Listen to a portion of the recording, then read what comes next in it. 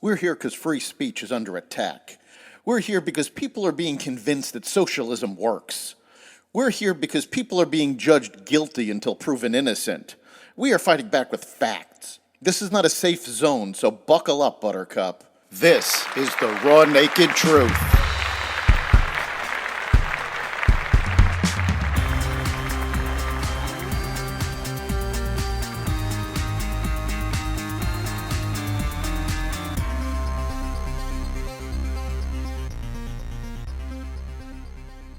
Interest rates hold steady, genocide in Darfur, new emissions rules, and more. Welcome to the Raw Naked Truth. I'm your host, Eric Lopkin, and here's the news you need to know. Israeli security officials are quietly developing a plan to distribute aid in the Gaza Strip that could eventually create a new Palestinian-led governing authority there, according to Israeli and Arab officials. The news caused a fierce backlash from Hamas, who would be removed from their leadership in Gaza. It is also creating divisions in Israel's war cabinet.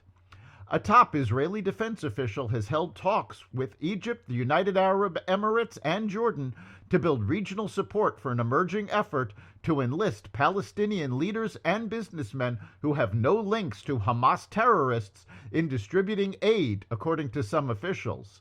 The aid would enter by land and sea after Israeli inspection and would head to large warehouses in central Gaza, where Palestinians would then distribute it. Current aid efforts have been diverted from the Palestinian people by Hamas. This plan would bypass Hamas to get aid to the people who need it. When the war is over, the people in charge of aid would assume authority to govern, backed up by security forces funded by wealthy Arab governments and supported by Israel. A grim pattern of atrocities has been perpetuated by mostly Arab fighters against Darfur's black indigenous communities over the past 11 months. Officials say these acts are a continuation of the mass killings 2 decades ago that prompted worldwide protests and high-visibility outrage from celebrities. The acts are being revived amid a broader war for control over Sudan.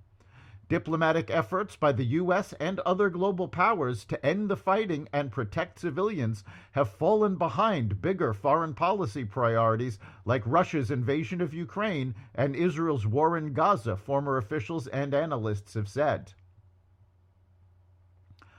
European countries are waking up to Russia's danger, but the cost of building robust defenses able to withstand a potential U.S. pullback is so great that it threatens Europe's post-Cold War social model. With Russian forces on the offensive in Ukraine, European leaders are warning of an existential threat to the continent's security.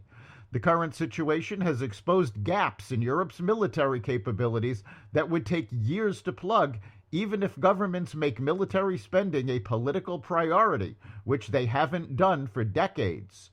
European countries have depended on the United States to provide their defense and are now finding they may not be capable of surviving without American aid. The Biden administration rolled out new rules yesterday that aim to put more electric cars on the road, marking one of the federal government's strongest moves towards tackling climate change since the 1970s. The Environmental Protection Agency's regulations, which go into effect starting in 2027, increasingly limit pollution permitted from tailpipes, which in turn will push automakers toward making more models that comply with those limits, aka EVs and hybrids. The policy tightens emissions limits more slowly than the EPA's original proposal last year, signaling a concession by the Biden administration to automakers and auto workers. The Biden administration also announced on Thursday it would forgive $5.8 billion in student debt for 77,700 borrowers through the Public Service Loan Forgiveness Program.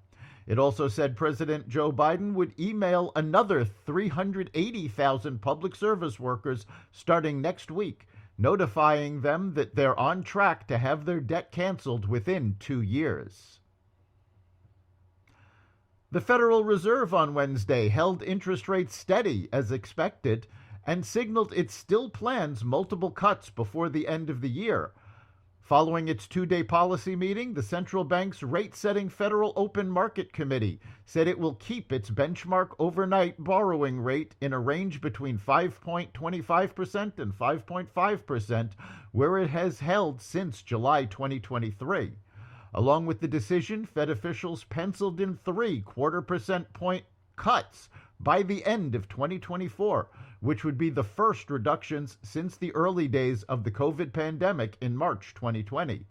The current federal funds rate level is the highest in more than 23 years.